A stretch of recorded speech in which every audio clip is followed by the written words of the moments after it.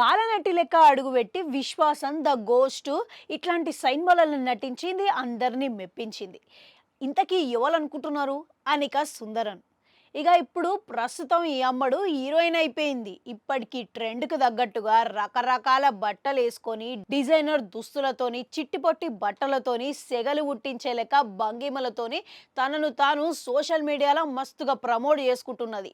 చీరందంతోని ఒక పక్కన మెరుసుకుంటనే అట్లాంటి సందర్భాలు ఎన్నో ఉన్నాయి. మరోపక్క రకరకాల కార్యక్రమాలు చేసుకుంటా జెట్ స్పీడ్‌లో దూసుకుపోతున్నదన్నమాట. అయితే నవతరం అమ్మడు కాబట్టి కాస్త అడ్వాన్స్‌గానే ఉంటది. ఇక ఇప్పుడు సోషల్ మీడియాలో నెగెటివ్, పాజిటివ్ అనేది అందరికీ తెలిసిందే.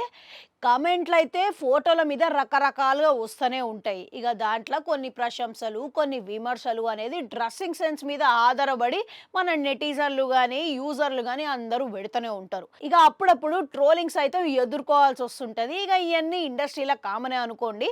ఇంగా ఇప్పుడు ఈ అమ్మడు తాజాగా ఈ ట్రోలింగ్ మీద స్పందించింది.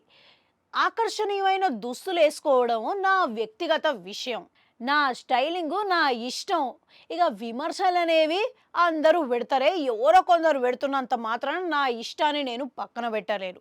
జీవితంలో విమర్శలనేవి వస్తుంటాయి, పోతుంటాయి. ఇవన్నీ జీవితంలో ఒక భాగం మాత్రమే.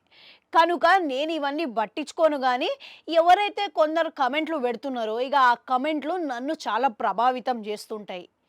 అందుకే కనుక చూసుకొని దయచేసి కామెంట్లు చూసుకొని పెట్టాలి. ఇక ఎట్లా పడితే అట్లా ఇష్టం వచ్చినట్లు పెడితే తట్టుకోవడం కష్టంగా ఉంటది. నేను కూడా మనిషినే కదా అని ఎమోషనల్‌గా అవుకుంటూ వ్యక్తిగతం పరంగా వద్దు అని ఈమె ఎమోషనల్ అయ్యకుంటా చెప్పిందనమాట.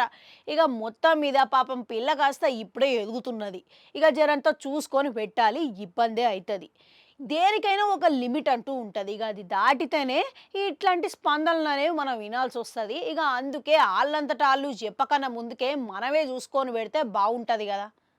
కనుక ఇట్లాంటివన్నీ జేయకుండా చూసుకొని పెట్టుర్రి. మళ్ళా కలుద్దాం.